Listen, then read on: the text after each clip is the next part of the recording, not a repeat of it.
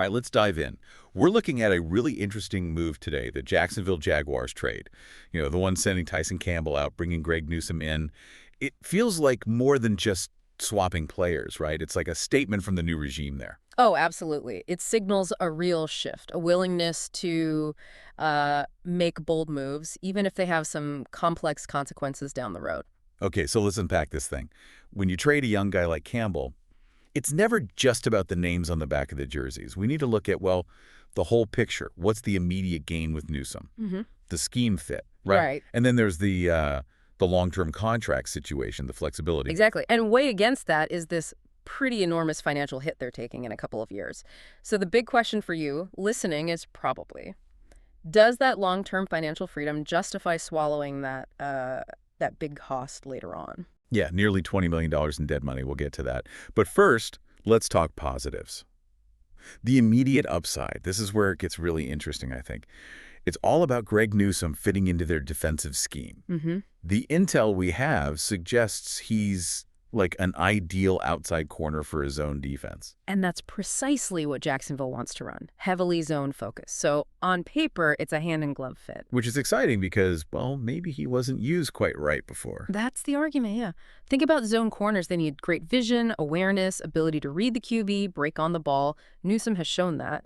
But reports suggest, in his previous spot, he spent a lot of time playing man coverage and often inside in the slot. Okay, so playing man in the slot versus zone outside. Yeah. Totally different skill sets required. Completely different. Slot man is about quickness, jamming, mirroring receivers right off the line. Outside zone is more about reading, reacting, playing the ball in the air. So the Jags are betting that by putting him in their scheme outside, they unlock that untapped upside people talk about. Right. They think his talent was maybe a bit hidden or misapplied. Exactly. They're hoping for that short-term boost just by putting him in a position that, plays to his strengths. Makes sense, but you can't just trade away a starting corner, even for a potentially better fit, unless you have some backup, some depth. True. And Jacksonville seemed to have that covered. Yeah, they've got guys like Monteric Brown, Jerrion Jones, and then there's the versatility Travis Hunter brings. So the cupboard wasn't bare. That depth definitely gave them the cushion, the room to make a move like this, knowing the immediate roster hit wasn't devastating. Okay, so scheme fit is a plus. What about the other big piece? The money and the future flexibility. Yeah, let's shift gears to that. This is really where you see the new regime's thinking, I believe. They're essentially buying long-term financial wiggle room. They looked ahead at what extending Campbell would cost. A guy they inherited, not one they drafted or signed to that initial deal. Right. And they likely saw a top market cornerback contract coming his way pretty soon. They decided, maybe that wasn't the commitment they wanted to make. So trading him avoids that big payday down the line. Exactly. With Newsome, the timeline's different. He's basically got 2 years, right? 2024 and 2025 to prove himself in their system. Kind of like an audition. Yeah, a high-stakes audition. If he balls out, fits the scheme, shows that upside. Then they can work on an extension, but it'll be their extension on their terms, reflecting their valuation. Precisely. And if it doesn't work out, if he's just okay or not the fit they hoped, Then after 2025, they can just let him walk. No massive long-term commitment made. clean break. And there's even a potential silver lining there. If he leaves and signs a big deal somewhere else, he might net them a compensatory draft pick. Ah, right. So even in that scenario, they get something back. It feels like a lower risk path, contractually speaking. Lower commitment, certainly. More control over their future spending at the position. Plus, we can't forget the draft pick swap itself. This wasn't just player for player. Jacksonville actually moved up in the 2026 draft as part of this deal, right?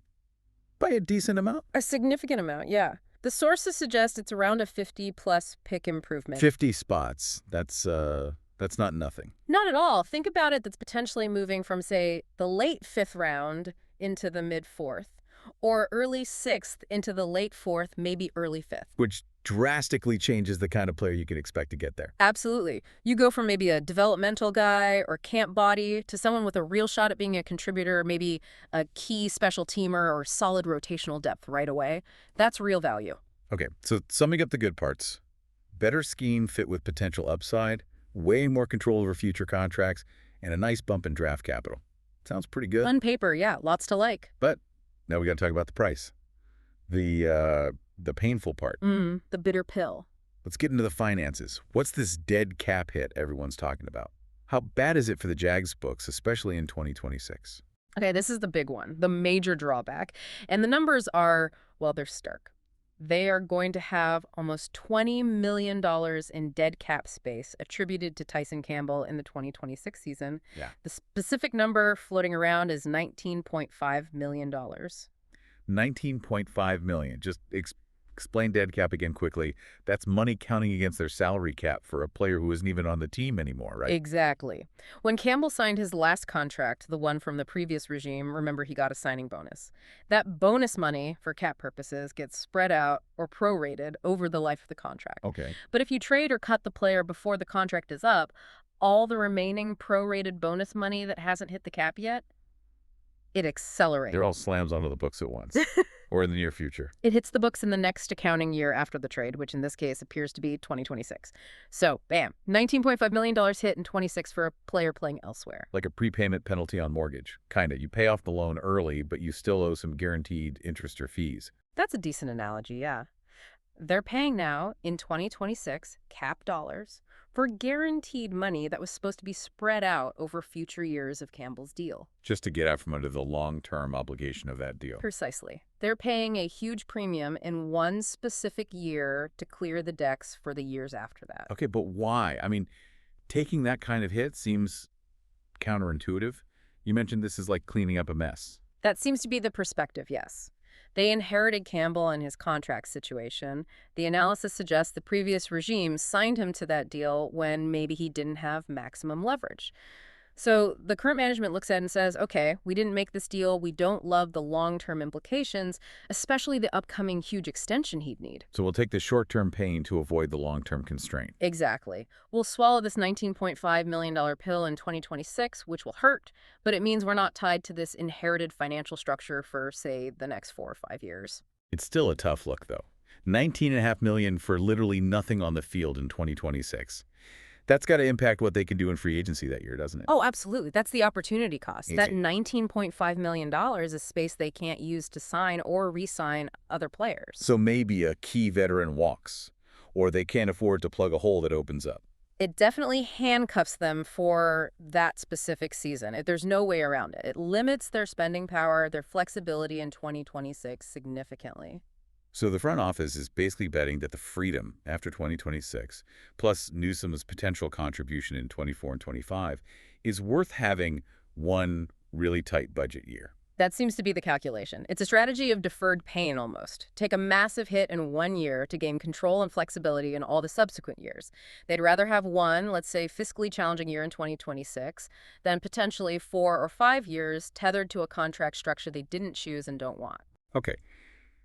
So when you put it all together, the scheme fit, the draft pick boost, the future contract control weighed against that huge 2026 dead cap number.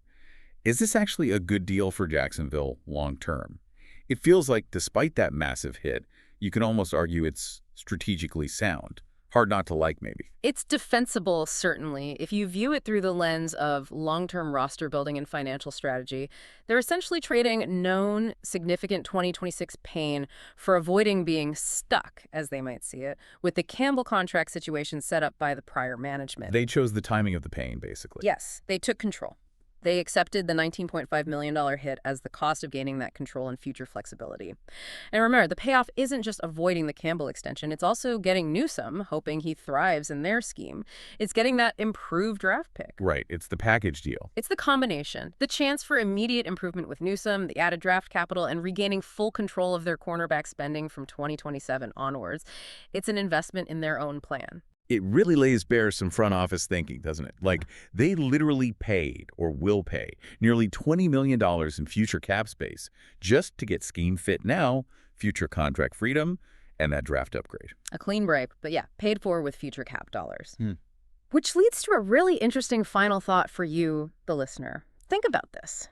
How often do you see a team proactively choose to inflict that kind of pain, almost $20 million in dead money on its own future salary cap, just to escape the decisions of a previous regime? Good question. It sends a powerful message, right? About how aggressively this front office might be willing to clean house, to undo inherited deals, regardless of the short-term financial optics or, frankly, the hit to their spending power in that specific year. What kind of precedent does that set?